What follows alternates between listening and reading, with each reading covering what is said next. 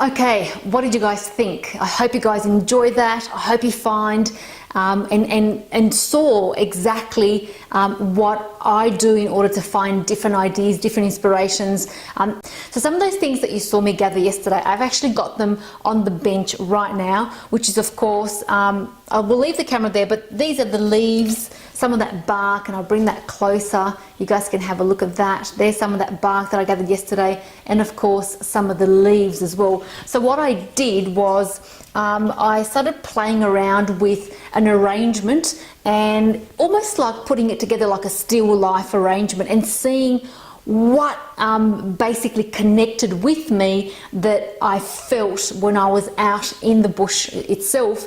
And how can I recreate that emotion from walking through the sticks, the noises, the sounds, into a semi or pseudo bush floor on my table, and then obviously transpire that and transpose that onto a piece of paper as a drawing, acrylic, perhaps even incorporate a little bit of oil paint in there.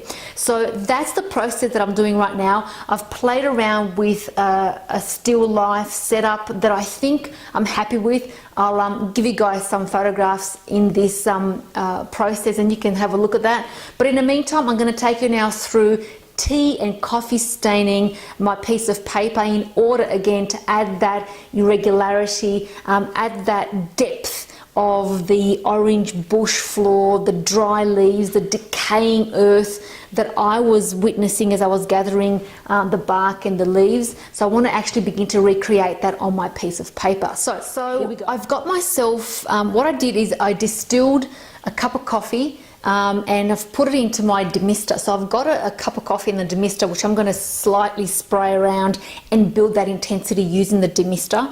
And I've also got 2 tea bags, which is basically Earl Grey tea, a little bit more darker than normal. I don't know if you guys can see that.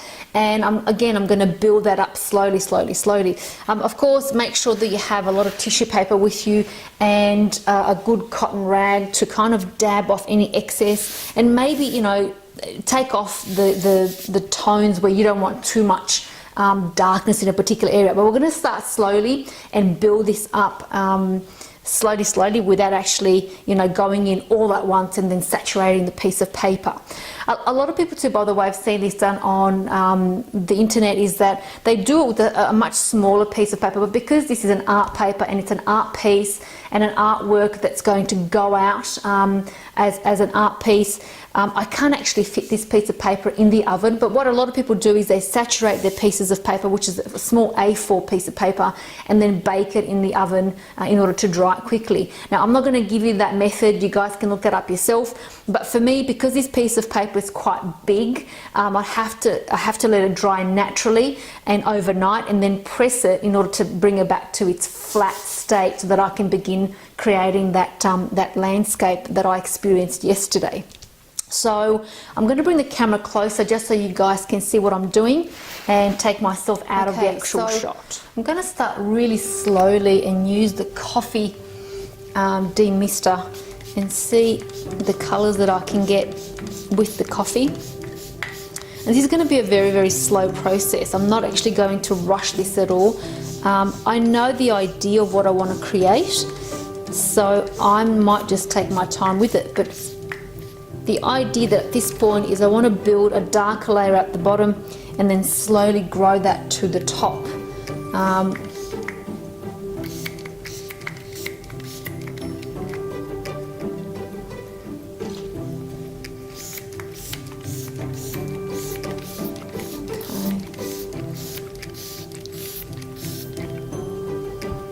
I might just go into and get my tea bags and just build that. The idea really is what I want to do is I want to create an old feel of this particular paper. Again, I want to mimic the bottom floor of the bushland and give it that rustic, irregular feel.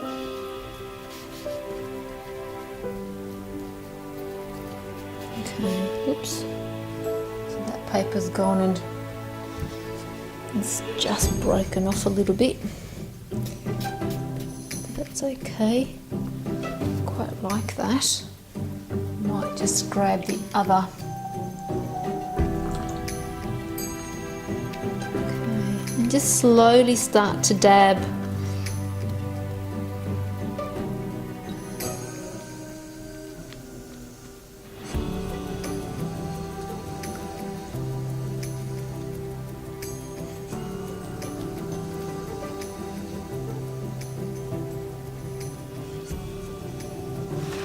Thing too, if you want to use a sponge, you can also go back and just take a sponge and dip it into that tea solution, and that will equally give you the same feel as the tea bag, except with the sponge you might be able just to drag that that colour a lot more easier without breaking the sponge, which the tea bag broke in one of the first ones for me, but that's fine. I quite like this irregularity of just adding that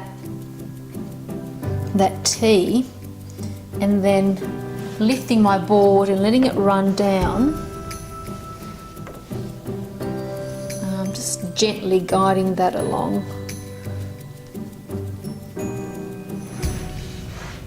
That's not bad. I don't mind that at all, actually. That's pretty good. So I might just take more of that tea bag solution. I think it's the broken one, we'll leave that one. And just continue to add it. There we go.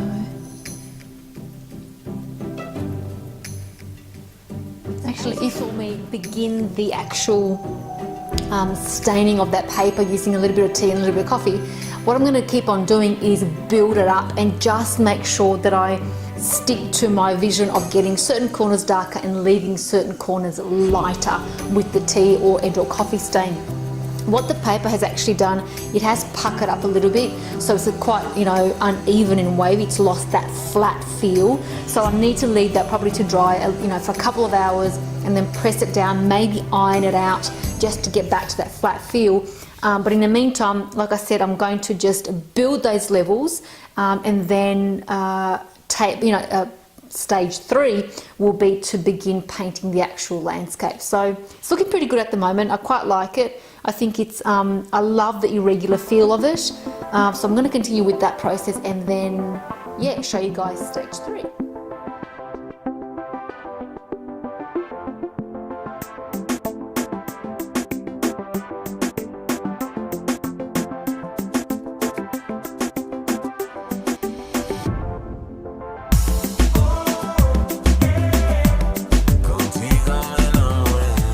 So basically that was tea staining art paper, and I got it to a desired effect that I'm quite happy with in terms of it has layers, it has movement, it almost mimics a little bit of the tree bark that I gathered yesterday, which is something like that. So it's got those ridges and colouring to it, which I really like. I'm not sure if it's going to come through, the colour is going to come through to that camera, but this is basically the finished, and I'll bring that closer, staining of the paper. So I've kind of built it up a little bit to have various ridges, and there we go. So that's the big piece there. It's a little bit darker than what you guys are seeing. I'm not, the camera isn't that, best quality, but like I said, I'm happy to get it to that stage, so that now my third stage of creating this Australian bush setting landscape is to begin to incorporate some of this, the trees, the leaves that I gathered yesterday, and even I'm thinking at this stage, even incorporate that eucalyptus tree that I showed you with the squiggly lines that were on it, which is basically where this bark has come from. So I've got a couple of different ideas of how I can attack this landscape and how I can recreate that inspiration that I gathered yesterday. So for the moment, I'm going to, as you saw, I've built it up in layers, and then I literally dried it with a hairdryer, and then I ironed it with an iron just to flatten that further. I will leave it overnight, so I'm going to put a couple of heavy books on it just to get that nice flat feel, and then tomorrow I'll begin to incorporate the drawings and different ideology of recreating the bush scene that and these inspirational objects that I gathered yesterday. So stay tuned, super excited, and that was basically stage 2. See you at stage 3.